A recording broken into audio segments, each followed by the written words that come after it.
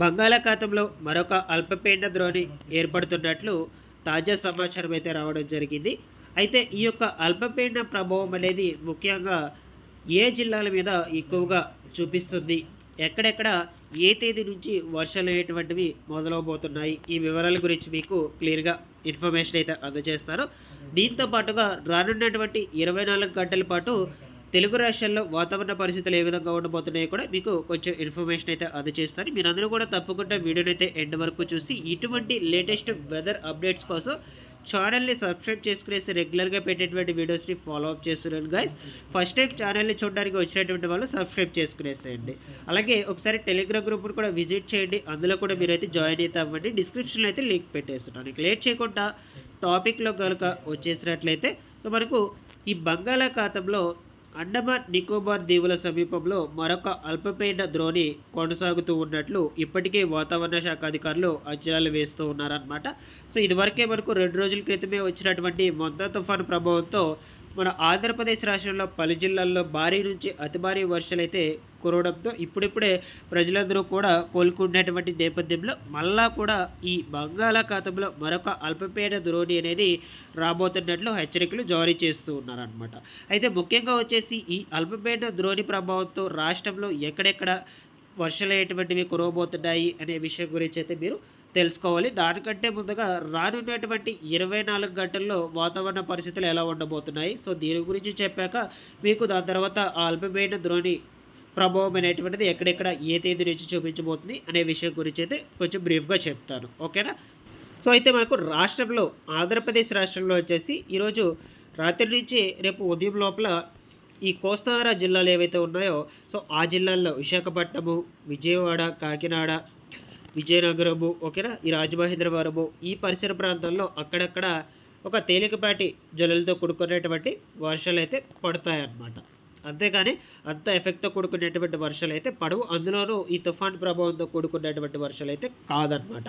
అలాగే ఈ తెలంగాణ రాష్ట్రంలో కూడా చూసుకుంటే హైదరాబాదు ఈ చుట్టుపక్కల పరిసర ప్రాంతాల్లో కూడా మనకు ఈరోజు రాత్రి నుంచి రేపు ఉదయం వరకు కూడా అక్కడక్కడ తేలికపాటి జల్లులతో కూడుకునేటువంటి వర్షాలు నమోదవబోతున్నట్లు సమాచారం అనమాట. ఓకేనా? ఇకపోతే మనకు రేపు ఉదయం నుంచి కూడా ఎక్కడ కూడా అంతగా ఎఫెక్ట్ అనేటువంటిది అయితే కనిపించడం లేదు. రేపు ఉదయం నుంచి మధ్యాహ్నం వరకు కూడా. అయితే మధ్యాహ్నం నుంచి మనకు మళ్ళా వర్షాలు అనేటువంటివి అయితే స్టార్ట్ అవబోతున్నాయి అనమాట. రేపు మధ్యాహ్నం నుంచి ఎక్కడెక్కడ అంటే ఈ యొక్క కోస్తాంధ్ర జిల్లాలు ఈ విశాఖపట్నము, రాజమహేంద్రవరము, దాని తర్వాత విజయవాడ, గుంటూరు, ఏలూరు, కృష్ణా, పశ్చిమ గోదావరి, ఇక చీరాల, బాపట్ల ఈ యొక్క పరిసర ప్రాంతాల్లో అక్కడక్కడ ఒక తేలికపాటి నుంచి మోస్తరుగా వర్షపాతం అయితే నమోదవుతుందన్నమాట రేపు మధ్యాహ్నం నుంచి సాయంత్రం లోపల. అలాగే తెలంగాణ రాష్ట్రంలో కూడా ఈ ఖమ్మము, హైదరాబాదు, రంగారెడ్డి, మహబూబ్‌నగర్, ఈ సోలాపూరు ఈ యొక్క చుట్టుపక్కల పరిసర ప్రాంతాల్లో కూడా అక్కడక్కడ ఒక తేలికపాటి నుంచి మోస్తారు వర్షపాతం అయితే నమోదవ్వడం జరుగుతుంది. ఇక రేపు రాత్రికి సంబంధించి చూసుకుంటే కూడా సేమ్ మనకు ఇప్పుడు నేను ఏవైతే డిస్ట్రిక్ట్స్ చెప్పానో అక్కడెక్కడే ఆ చుట్టుపక్కల పరిసర ప్రాంతాలలో తేలికపాటి నుంచి కురిస్తే కొంచెం మెండుగైన వర్షపాతం కురవచ్చు. కొన్ని కొన్ని చోట్ల మనకు ఈ దక్షిణ కోస్తాంధ్ర ప్రాంతాలు ఏవైతే ఉన్నాయో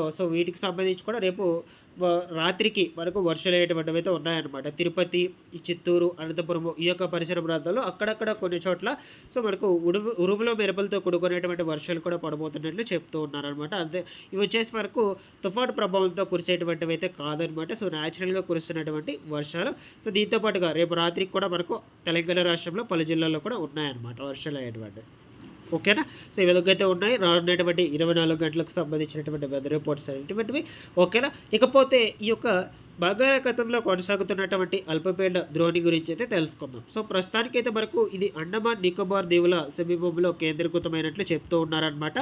అయితే ఇది వరకు కొంచెం కొంచెంగా కదులుకుంటూ 4 లేదా 5వ తారీఖుల కల్లా మన ఆంధ్రప్రదేశ్ దగ్గరగా మన ఆంధ్రప్రదేశ్ రాష్ట్రానికి సంబంధించి దగ్గరగా వచ్చేందుకు అవకాశం అయితే ఉండొచ్చు అని చెప్తూ ఉన్నారు.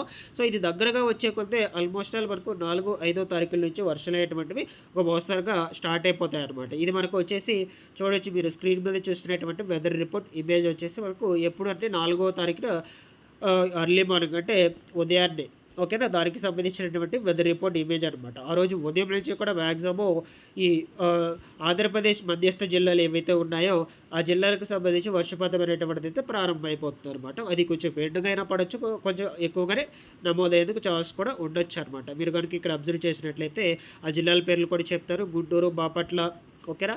ఏలూరు, చీరాల, ఈ కృష్ణా, పశ్చిమ గోదావరి ఈ యొక్క పరిసర ప్రాంతాల్లో మనకు వర్షపాతం అనేటువంటిది కొంచెం మెండుగానే స్టార్ట్ అయిపోతుంది. ఎప్పటి నుంచి 4వ తారీఖు ఉదయం నుంచి. అది కూడా ఈ అల్పపీడన ద్రోణి ప్రభావంతో. ఓకేనా? సో, అది కొంచెం కొంచెంగా దగ్గరికి వచ్చే కొలదే వర్షాలు అనేటువంటివి ఇంక్రీజ్ అవుతూ ఉంటాయి. ఇది వచ్చేసి మనకు ఈ యొక్క మధ్యస్థ ఆంధ్రప్రదేశ్ జిల్లాల మీదకైతే వెళ్ళి సో, మాక్సిమం మనకు ఈ యొక్క ఛత్తీస్‌గఢ్ కావచ్చు, మహారాష్ట్ర ఈ ప్రాంతాల మీద ఎక్కువ ఎఫెక్ట్ అయితే చూపించబోతున్నట్లు జస్ట్ అంచనా అయితే వేస్తూ ఉన్నారు. బట్ మనకు ఎటువంటి చేంజెస్ అయినా రావచ్చు. నేను ఎప్పటికప్పుడు వెదర్‌కు సంబంధించినటువంటి ఇన్ఫర్మేషన్, ఈ సైక్లోన్స్‌కు సంబంధించినటువంటి ఇన్ఫర్మేషన్ మొత్తం కూడా ఛానల్ నుంచి అందచేయడానికైతే ప్రయత్నం చేస్తూ ఉంటాను. మీరందరూ కూడా ఛానల్‌ని సబ్స్క్రైబ్ చేసుకునేసి రెగ్యులర్‌గా పెట్టేటువంటి వీడియోస్‌ని ఫాలో అప్ చేస్తున్నందుకే thanks for watching this one.